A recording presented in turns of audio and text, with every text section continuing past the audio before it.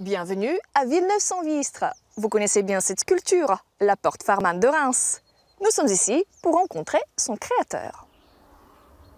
Il travaille la cire avant de coller ses créations dans le bronze. Ici, William Noblet utilise le principe de la cire perdue.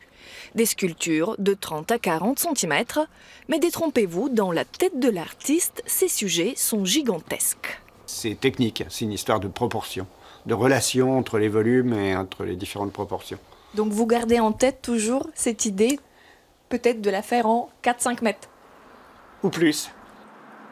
Un jour, j'ai vendu une petite sculpture à une municipalité qui m'ont rappelé un an après en me disant on ne supporte plus de la voir aussi petite. Et du coup, je l'ai faite à 6 mètres de haut dans la commune. Ça, c'était une bonne surprise. Reims, Cormontreuil, Évreux en Normandie ou Embach en Allemagne, les œuvres monumentales de William Noblet sont présentes dans une vingtaine de villes. Ces idées farfelues parfois sont couchées sur une feuille blanche, en bas de chaque croquis, des calculs. À l'aise dans les matières scientifiques, ses parents le voyaient ingénieur. Après un bac S réussi, William choisit l'art. Au départ, il faut l'imaginaire pur, il faut le délire pur, et après, il y a plein de problèmes techniques. Donc là, il y a du rationnel, forcément.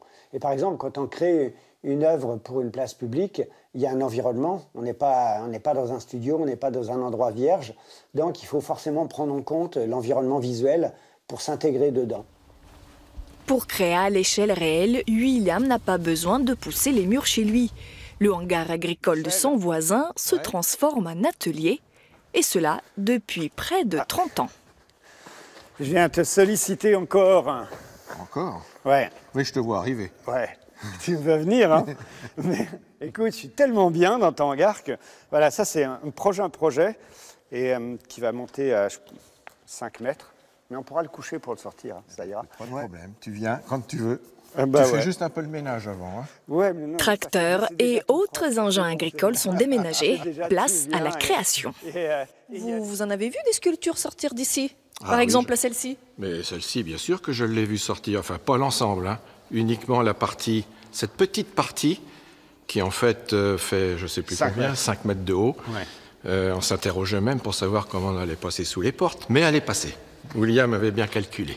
Au-delà de la facilité matérielle pour y travailler, je dirais que de la manière dont Michel me prête les lieux, ils sont habités par des bonnes ondes, je dirais, ou quelque chose comme ça. Et ouais, pour moi, c'est vraiment un lieu important.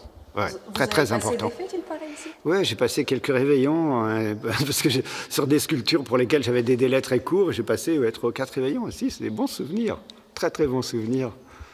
Et vous payez rien, en fait? Vous louez pas les lieux? Je veux rien.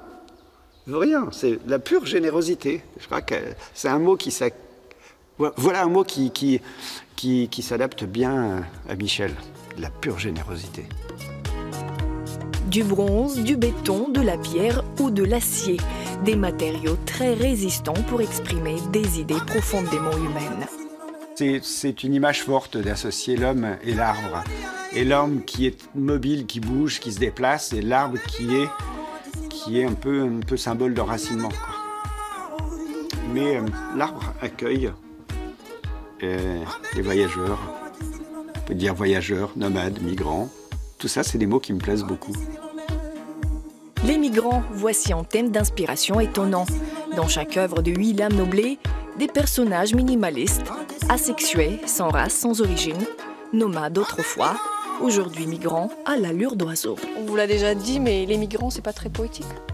Si, c'est très très poétique. Je trouve que c'est une manière d'aborder la vie et le mouvement, la mixité, et même plus, si infinité, je trouve ça super bien. Et le métissage, voilà, c'est le mot que je cherchais.